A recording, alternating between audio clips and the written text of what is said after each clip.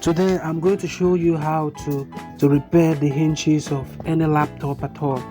So I'll be making use of HP 250G6 for this tutorial. The first thing I'm going to do is to remove this plastic panel in the front of the screen. And then while doing this, you have to be as careful as possible because these screens, they are very expensive now. So the plastic panel is out.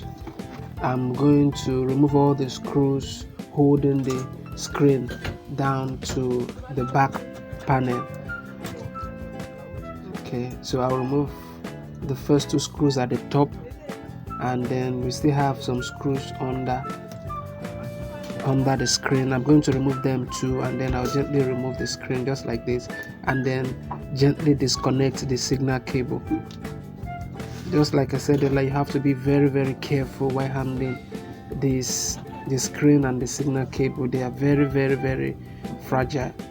So now the screen is out. I am going to remove the back panel so that I can get access to the hinges and repair. Actually, what happens to this laptop is that the screw jack, the jack where the screw is supposed to go inside, most of the time they pull out, and then the reason for this is because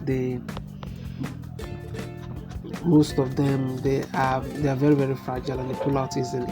So if you're using this range of system, especially 250G6, you have to be very careful with the hinges because the screw jack, they pull out easily. Because I'm going to remove the back panel, and to remove the back panel, remove all the screws at the back,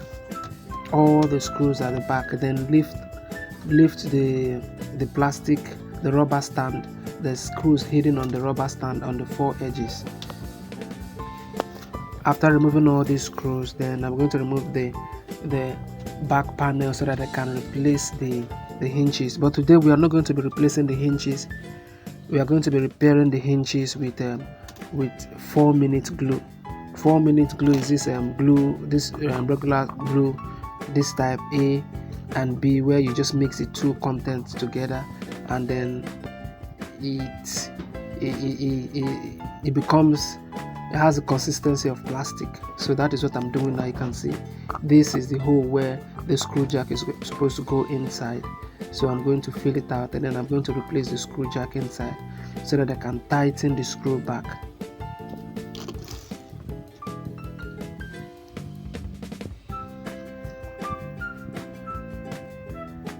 This is the screw jack.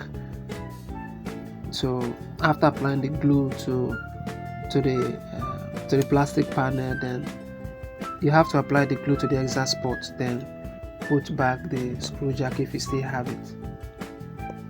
And if you don't have it, you look for another system that has the same size of screw jack, and then just use it for it. So the screw jack is inside now. And remember, this is 4-minute glue, which means you have to wait for 4 minutes for the glue to dry up before you can screw back everything in place. So I'm going to wait for some time for it to dry up, after which I'm going to